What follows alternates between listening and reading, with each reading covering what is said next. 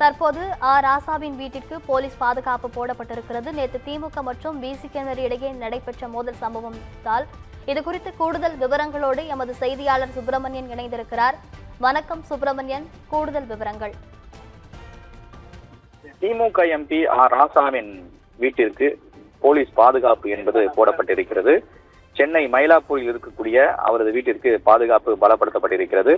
விடுதலை சிறுத்தைகள் கட்சி குறித்து சர்ச்சைக்குரிய வகையில் சமூக வலைதளத்தில் பதிவிட்டதாக ராசா மீது பல்வேறு கண்டனங்கள் கிளம்பியது. அது மட்டுமல்லாமல் விடுதலை சிறுத்தை கட்சியினர் சமூக வலைதளம் மூலமாக ராசாவிற்கு கண்டனங்களையும் தெரிவித்து வந்தனர்.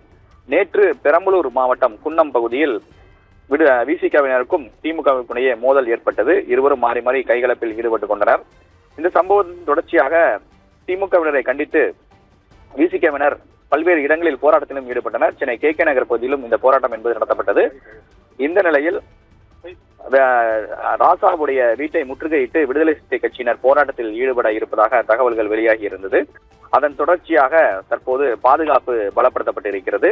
இன்று காலை சென்னை மயிலாப்பூர் பகுதியில் விடுதலை சிறுத்தை கட்சியினர் போராட்டத்தில் ஈடுபட இருப்பதாக ஒரு அறிவிப்பு வெளியாகி இருந்தது. அதன் பிறகு அந்த போராட்டம் கைவிடப்பட்டது. இதன் முன்னெச்சரிக்கை நடவடிக்கையாக போலீசார் தற்போது சென்னை மயிலாப்பூரில் இருக்கக்கூடிய ராசாவுடைய வீட்டிற்கு பாதுகாப்பு போட்டிருக்கிறார்கள். அது மட்டுமல்லாமல் உதவி ஆய்வாளர் ஒருவர் தலைமையில் பாதுகாப்பு பலப்படுத்தப்பட்டிருப்பதாக காவல்துறை தரப்பில் தெரிவிக்கப்பட்டிருக்கிறது.